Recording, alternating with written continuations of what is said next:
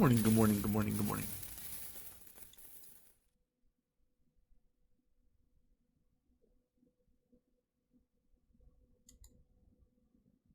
All right.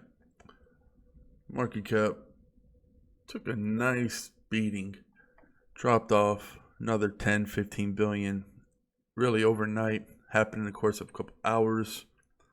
A lot of sources are saying it's because of the Chinese Mao blockchain endorsement. So watch Box Mining if you want the details, but he breaks it down pretty good. But basically, they threw an event and they said that Chairman Mao, endorses blockchain. And really, I don't know. This had to be like some kind of coordinated bullshit because this was just ridiculous. The amount of hate that this got towards blockchain in general, like it went viral. And anyone that had anything to do with this conference just slowly and then started to run away. It was kind of like that one guy, that one announcer, that racist NFL announcer. Back in the day, he was trying to talk about why black people can run faster than white people. And then his two friends, or his two colleagues, like slowly got out of the picture, out of the frame as he just continued to annihilate himself and bury himself on national TV. Well, this happened. So, I mean, it's a shame that just some random people can do something like this to try to hurt the blockchain name. I mean, if they were, I can't imagine that they were actually trying to be serious with this, but it's just, just the lack of respect for the legacy. China really doesn't play around when it comes to, their people in power and their former presidents and their legacy. Very proud. So this was not the way to go.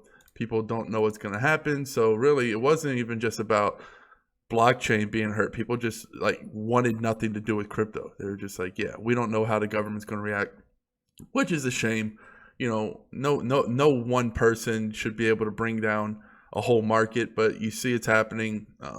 Just a fire sale in my opinion. I always look at these dips and I always ask if something happened to the fundamentals. If there's some kind of hack or there's some kind of fundamental flaw with the software, I can understand if you want to, people get a little shaky then. But when you just have some random bullshit like that and it can hurt the market that much, just shows you how early we are in this and how great of an opportunity this could be, right? Nobody really knows. I want to bring up a picture. No one really knows. This is a picture of the stock market, or the stock market for the tech. And you can see it started off like crypto, right? Real small, had some bumps here back in the day, and just went on a meteoric rise. And then out of nowhere, it crashed, right? This is what everyone's talking about, the big dot-com boom, the big dot-com bubble. It burst. But when you really look at it, it's not even that bad if you think about it. And this is trillions. This isn't billions. This is trillions. You can see it almost got up to 8 trillion right there. And then the next year, it crashed down to a little bit below 6, and then it got to a 4, and then it got below 4. But I mean, that's not as like we've been there. Like, the market cap has been over almost 900 billion and then crashed down to 250. We had crypto's already experienced worse than this multiple times. They overblow it. It's not even that big of a deal. Amazon IPO was, I believe, $18, and now it's trading for, last time I checked, it was over 1,600. Google was around 85 a share, I believe. Now, last time I checked, it was trading for over 1,000. It's just, and they dipped, right? Like during that during this crash, some of them went below IPO price. A lot of them did, but then they recovered, and they didn't go that far below IPO price. It's like, I believe they said Amazon went down to 7. I'm not sure. I have to fact check all that, but the point is I'm trying to make is a lot of the high quality, what people assumed could be really good next wings. The internet was new then. You can imagine, we're used to the internet. A lot of the imagination we have, it's not too mind-blowing.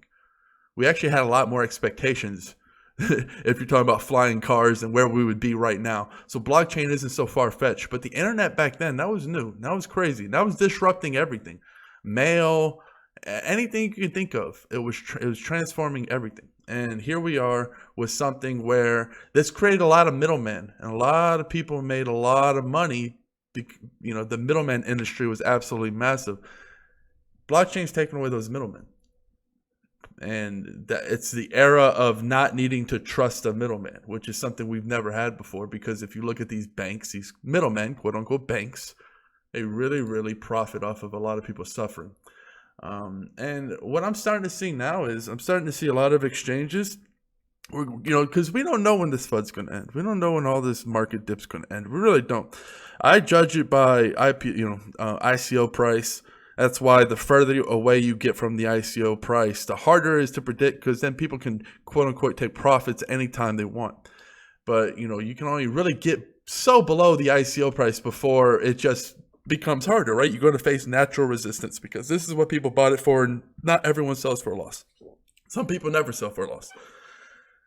And I think right now that a lot of coins are going to start getting delisted, because you're going to have a proof of seal. You're going to have to be like, hey, I'm not a security. They don't really give a fuck what you are, right? You can become a utility token, whatever it is. There's not too many options, but I'm just saying they don't want security. So you're going to have some kind of piece of some kind of license, some kind of form from some kind of country, whatever country you're in. You're going to need that to be listed on these exchanges, because what's happening is people want to be in the USA, they want to be in Europe, they want to be in China. They're going to have their own set of rules. Obviously, all these countries are probably going to be different, but the point is you're going to have some kind of form saying, hey, I'm not a security, because these exchanges don't want to have to deal with all that.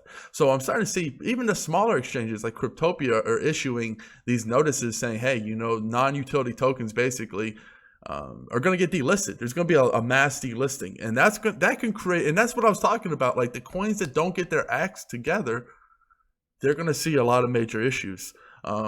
This can be on the back end of a lot of decentralized exchanges, though, because we still really haven't seen that Millennium Falcon come to life, like really just take over. Because once you have a Binance that's decentralized, meaning you have the liquidity in a market that it's like the honey badger, don't give a fuck, really don't care. Decentralized exchanges answer to no one. BitShares has been there for a while, but there's a lot of upcoming ones really going to move into that way, to where laws are going to have to form around. It's like, okay, you have this. It's like trying to control the wind. It's like you can build a sail, or you can build some kind of contraption to try to stop it like a wall, but you can't control it in that way, right? The wind's going to blow where the wind's going to blow. You're not going to stop hurricanes. You got to stop tornadoes. That's kind of like what these decentralized exchanges are. They're going to be out there, and there's nothing you can do about it. Just like you can't do anything about the wind. You can build up walls, and you can try to, go after it any way you can, but at the end of the day, you can't take it down.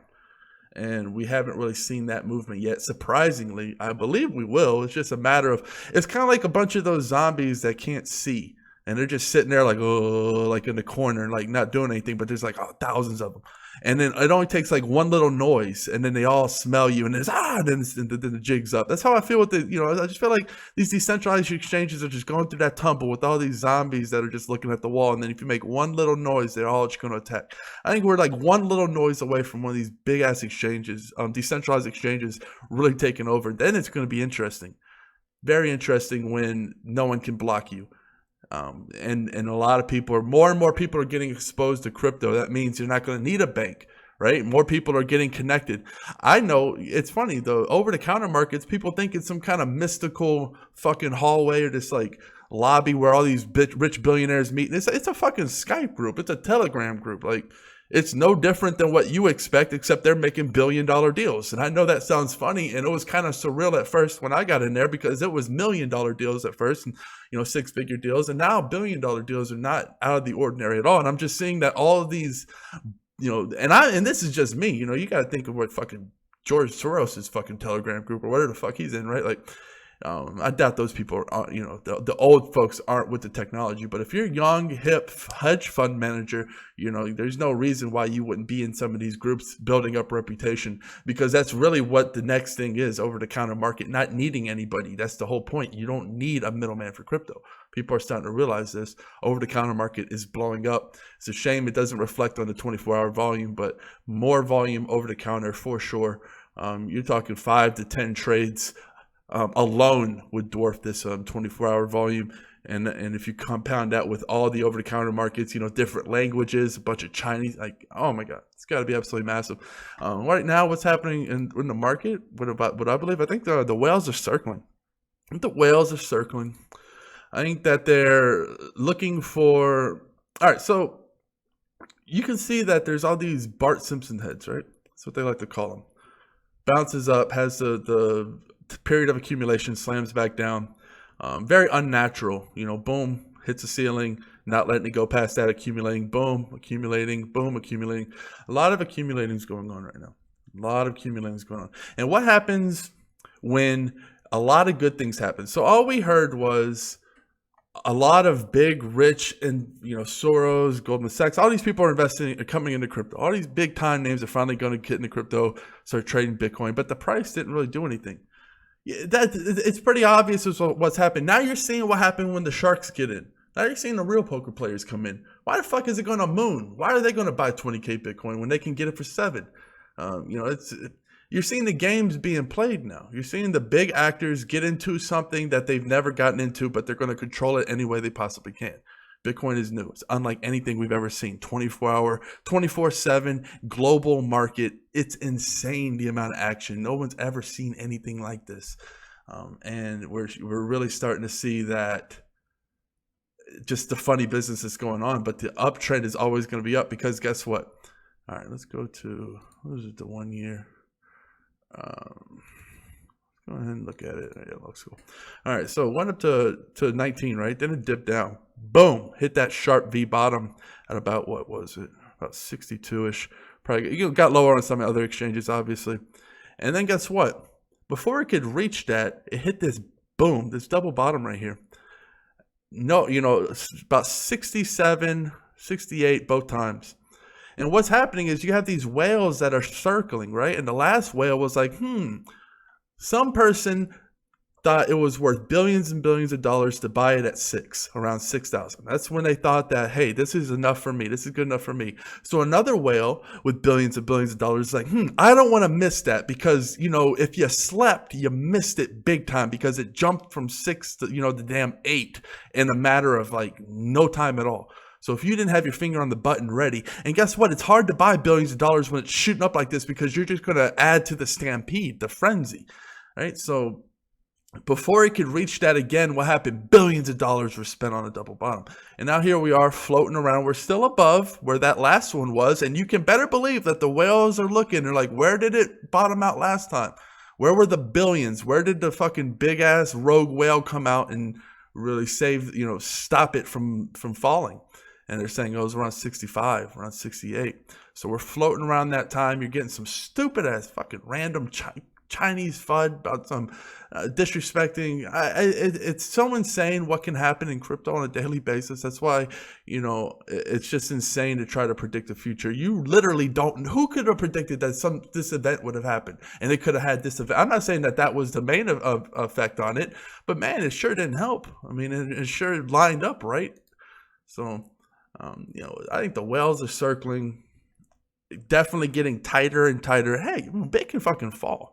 It sure as hell can fall, and everyone wants it to fall so they can get it for cheaper. That's the whole thing. But billions, a lot of money's buying this for something that should have died a long time ago. People are buying it up, especially over the counter. We're starting to see the volume die down now, but that means there's not that much selling, right? So they're just trying to make it. It's very interesting. I mean, this is what I live and breathe. So it's not always easy for me to explain as it is to just visualize it and do it myself.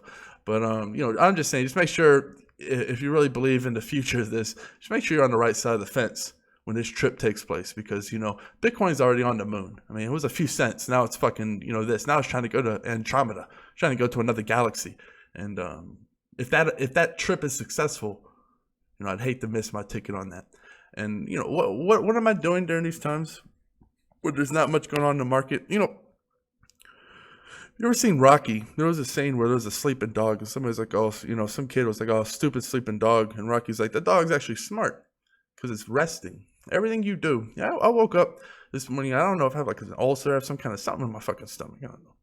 The point is, it takes some of my energy, and that's really annoys me. It bothers me because I'm an energy fanatic. I really believe that you save as much energy as possible. You meditate as much as you possibly can. I'm gonna close on it. I'm gonna kill on this, but I'll be waiting in the line at a grocery store, and I'll be actively meditating, because it's like, why am I going to sit there and have negative thoughts like, oh man, why am I in this line, yada yada yada, or let my brain just wander and think whatever kind of fucking thoughts, like a dog without a leash. No, I grapple it. I use it as a time to train to become mentally stronger, and I actively meditate. And now when you do that enough, it becomes your reset. Instead of people who always say, oh man, I can't stop thinking. I used to be that way too. Now it automatically resets into a meditation, an active or passive meditation. When I'm done using my brain, it's almost like the imagery you can picture me, like you putting my brain down like a tool. Like, okay, I don't need it right now. I'm going to let it rest because it's hot right now. A lot of people need to learn to rest. That's why people get so weak and so frantic, and they make crazy decisions, because they don't realize that all that stress, they never meditate. They never actually give themselves a break, and they're just exhausted. They're just exhausted. Their body might not be exhausted, but your mind is. Very easy to control somebody with an exhausted mind. That's why they don't teach you how to meditate when you're fucking kindergarten. It should be the first thing you learn as a human being, how to use your brain. Very, very important. I know it's a little bit random. Next video, this video I was going to talk about how I navigate through crypto and what kind of coins I invest in and why. Not necessarily the names of them, but like small cap through large cap, what I look for in each level. But too long of a video to do that today, so I'll do it next time. Also, another cool thing, banks are saying they're not meeting their goals due to crypto. Fuck yeah. Fuck you, banks. We don't need any middlemen. Enjoy your week. We'll kill it here. Cheers. Peace.